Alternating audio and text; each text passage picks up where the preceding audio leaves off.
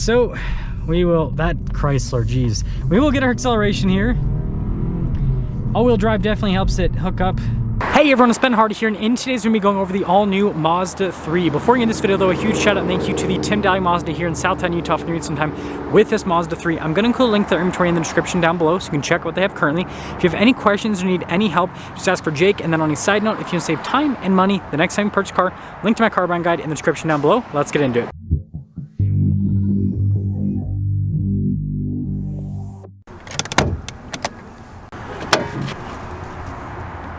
So under the hood, we have a naturally aspirated 2.5 liter 4-cylinder that goes through a 6-speed automatic transmission. Power outputs are now 191 horsepower and then 186 pound-feet of torque. And fuel economy is almost 30 miles per gallon around town. It's a little bit less than, it's like 28. And then 37 miles per gallon on the highway, and that is due to cylinder deactivation. Now, before we go to the front end, I do want to mention, if you see more videos just like this, then I recommend you subscribe because I post content every single day. Starting with the hood, you guys can see this flat there in the center, and then it kind of just like slopes off on either side, but sharp lines, which are cool. And then with the rest of the front end, you guys can see those aggressive looking lights. You got the cool daytime running lights around the headlights. Mazda logo there in the center with the darker grille. You got some chrome trim there at the bottom as well. Putting it all together, this is a cool looking car, and the camera just freaked out. Coming around the side here, our tire wheel setup is 215, 45, 18 in the front and over in the rear as well. And then you guys can see the coloration on the wheels. Looks pretty good, especially with this red. And then aside from that, you guys can see you got some chrome trim around the windows to kind of match some of the chrome trim there on the front end. And you know, the Mazda 3 has a nice sleek look on the side. So here's our key fob. You got the Mazda logo there on the front, and then you guys can see here we've got our unlock and our lock function, and then the opening here for the trunk. So just hold that and it'll pop it. Now, the easiest way to fully open the trunk is just to hold the bottom of the Mazda logo, because that's actually the trunk popper, if you guys are wondering. But anyways, storage space back here is pretty solid. You got this cargo net here in the back. If you do want more storage, then go for the hatchback. Plop! So you guys can see here we've got these cool taillights. This is one of my favorite things about the new Mazda 3. And then you got all of our badges, including our all-wheel drive badge. And then we do have the exhaust tips here at the bottom, which also look pretty good. And then putting it all together, this is a pretty cool looking sedan. Again, I do personally prefer the look of the hatchback, but I still think this looks good. Now here's a door panel in the rear. You guys can see really nice padding here at the top and then also down below as well. Got your little window control right there and pretty snazzy looking. Now here are the seats in the rear. You guys can see perforated all down the center portion, and I love the white coloration again. Contrasts nicely with the red. Legroom back here is pretty solid, and then you guys can see got a little storage pocket right there. And then headroom's also pretty good. And yes, this does in fact have, if I can get it out, man, this is hard. There we go, a cup holder armrest. Now with the front door panel, you guys can see again with the leather trim here at the top, and then look at like the padding down below. We've got all of our window controls right here with our mirror adjustments, door lock and unlock, speaker for the Bose sound system, and then the mirror does have blind spot monitoring.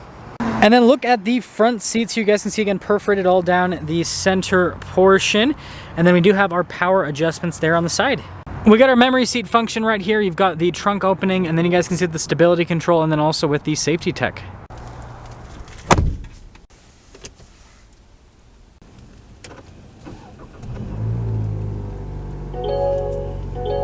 So here is the steering wheel. You can see really nice leather trim all around. You've got the darker stitching there on the center portion. We do have adaptive cruise control with this. Paddle shifters there on the back for that 6-speed automatic. And then you've got your volume voice command controls as well. And then you guys can see turn signal light stock, windshield wiper stock.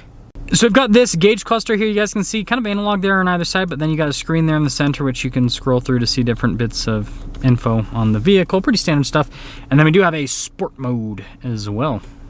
Now in reverse, we do have a backup camera with trajectory lines, and you know, resolution's pretty solid. Now as for the rest of the infotainment system, it's not a touchscreen. You control everything via a dial, and you know, overall response time with the whole dial setup and everything, I think is pretty good if the camera will focus. There you go. So yeah, pretty good system. And then you guys can see really nice material use, and I kind of dig this coloration on this interior. And like look at across there with the vents and everything. I don't know, just really high quality. We have our dual zone climate system. We also have heated seats here for the front passengers, and then you guys can see the storage space and then the cup holders down below. Now here's our shifter for that 6-speed automatic. We do have our drive mode select right next to it. Again, it has a manual shift function, analog control there, well, I should say the only control for the infotainment system, rather. And then you got your volume control right next to that. And then we have our parking brake and our auto hold. And we got the slidey center console, which has tons of storage space in it, charging ports as well. It's cool that like slides. And then with the glove box, decent storage space. As you can see, we got a manual mirror dimmer right there, and then we do have a sunroof as well. So this Mazda 3 with all-wheel drive has the premium package and stickers for about $32,000. Let's see how it drives.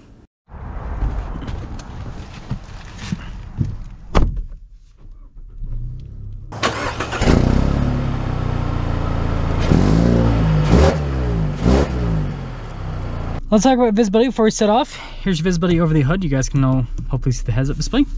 Both mirrors, too, blind spot monitoring. And throughout the rest of the rear. And let's set off. Up in the Mazda 3. And I actually also drove a CX-30 today that has the new 2.5 with cylinder deactivation and everything. And what I noticed in that video is the biggest difference is as soon as you coast, basically just shuts off 2 of the cylinders.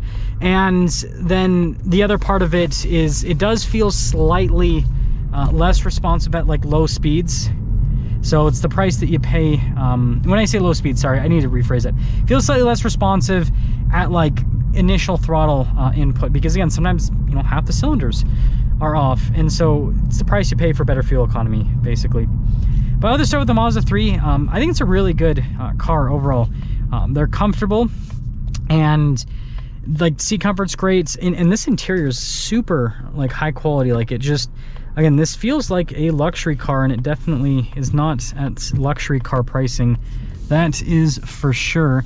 Love the steering wheel. Again, that's another like really nice touch point, and they do a really good job with the overall material use in this to just make all the touch points feel and look really high quality. I think this is interesting here at the top. Just everything's nice, and then you just got like straight plastic. But again, this ultimately is supposed to be an economy car. Yeah, that's the biggest thing, is you'll just have slightly, with that cylinder deactivation, just with initial throttle, it'll be slightly less. But if you want to get rid of that, just pop the car into sport mode, and then you won't have to deal with that. Okay, so we will, that Chrysler, geez. We will get our acceleration here. All-wheel drive definitely helps it hook up, which is what you want. Still responsive, super responsive. And the other thing is it still has Mazda driving dynamics, so you still have like the really nice, steering and handling. And so yeah, it's just a really, really well put together car. So summing things up here with the Mazda 3. Now, like I said earlier in the video, I definitely do prefer the hatchback to the sedan, but I still think this is a really good looking sedan, drives really well. I think the only car in this segment that drives as well as this is the new Honda Civic, but the problem with the new Honda Civic is unless you get it with a manual transmission, it's just, yeah, the performance isn't there. The CVT is just, yeah, no, not about that. So yeah, I really like this. I don't really have anything bad to say about it. I know that some people might not like the cylinder deactivation. Like I said, slightly less responsive with initial throttle input, but that's really about it. Once you get past that, then you're good. And then if you put it in sport mode, well, yeah, completely mitigates it. So let me know what you guys think about the Mazda 3. Let me know if you pick hatchback or sedan. I'm on team hatchback, which I think most people are, because yeah, that's all. That's gonna sum things up with our video on this Mazda 3. Again, a huge shout out and thank you to the Tim Daly Mazda here in Southtown, Utah for giving some time with this Mazda 3. Check out their info in the description down below. Ask for Jake if you have any questions. I'll see ya.